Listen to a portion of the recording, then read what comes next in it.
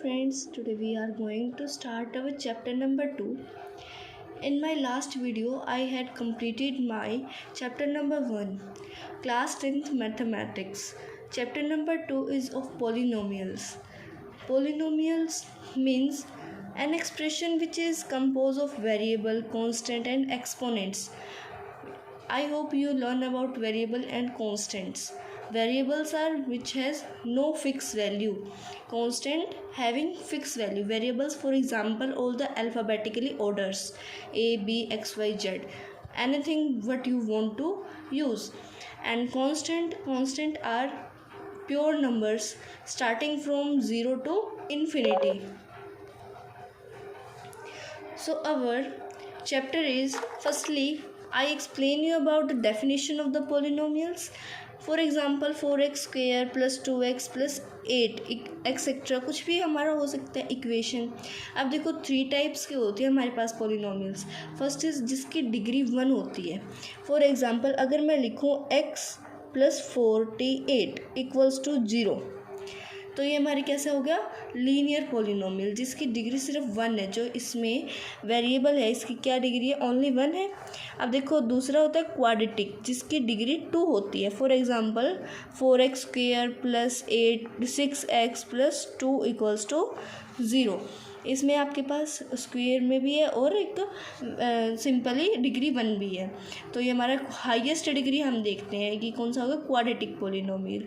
अब देखो नेक्स्ट है क्यूबिक. क्यूबिक वैसे तो आपके सिलेबस में है नहीं, लेकिन मैं आपको एक्सप्लेन करती हूँ. For example 4x cube plus 6x square plus 2x plus 3 equals to 0.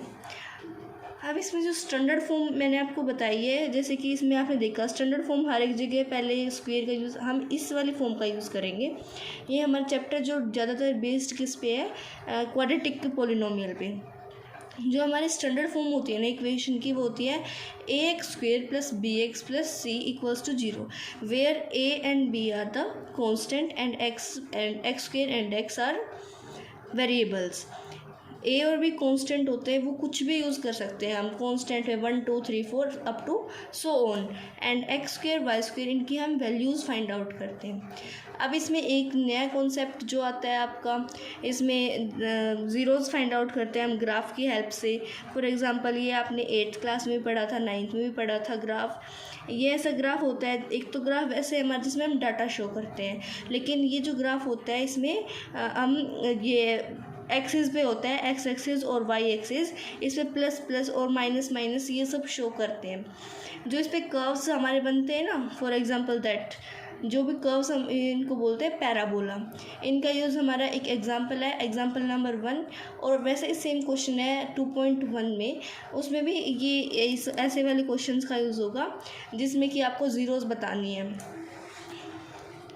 अब मैंने आपको स्टैंडर्ड फॉर्म बता दी है. ये x square plus b x plus c जहाँ पे क्या होता है c equals to constant value होती है. इसके साथ कोई भी वेरिएबल का यूज़ नहीं होता. तो इसमें कॉन्स्टेंट कौन से हो सकते हैं, pure numbers 1 2 3 4 up to so on etcetera. ठीक है. अब देखो जो हमारा नेक्स्ट है इसमें सम ऑफ जीरोज़. ये हम एक्सरसाइज नंबर 2.2 में पढ़ेंगे. अब की बात सिलेबस में 2 exercise 1.2 and 1.1 and 1.2.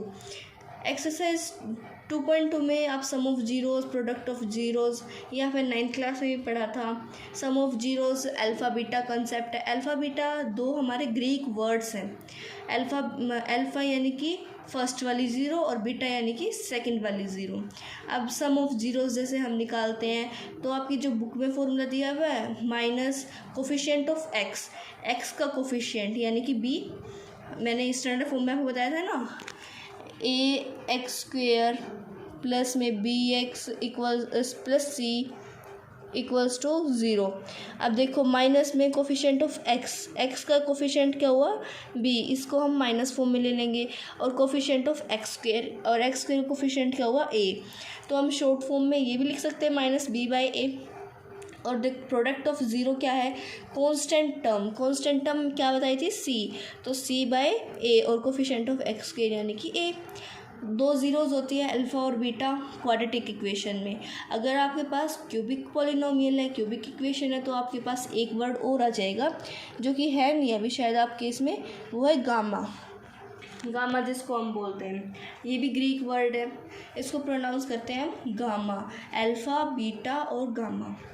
Alpha plus beta, अब सम ऑफ जीरोज़ यानी कि alpha plus beta equals to minus b by a, और प्रोडक्ट ऑफ जीरोज़ यानी कि alpha into beta equals to c by a. Sum of zeros and product of zeros are also known as relationship between zeros and the coefficient. अगर sum of zeros और product of zeros, हम इसको क्या दूसरा नाम क्या हो सकता है इसका, रिलेशनशिप किसके बीच में, जीरोज़ के बीच में और कोफिशिएंट्स के बीच में, ठीक है। और अल्फ़ा बीटा कॉन्सेप्ट के आपके यहाँ से क्वेश्चन आते हैं, काफ़ी ज़्यादा क्वेश्चन, तो ग्राफ से तो क्वेश्चन नहीं आते। लास्ट जो एग्ज़ाम था 10th का, उसमें भी ग्राफ का क्वेश्चन तो आया नहीं था, लेकिन अल्फ़ा बीटा कंसेप्ट से क्वेश्चन आया था। अब आपको शायद ज़ीरोज़ दे दी जाए और आपको बोल दे कि इक्वेशन बनाओ, या फिर आपको सम दे दे, प्रोडक्ट दे दे, तो आप उससे इक्वेशन आपको बनानी आनी चाहिए। तो ये कुछ आपका इंट्रोडक्शन था चैप्टर नंबर 2 का। मैं अपनी नेक्स्ट वीडियो में आपको एक्सरसाइज 2.1 के कुछ क्वेश्चंस का सॉल्यूशन दूंगी।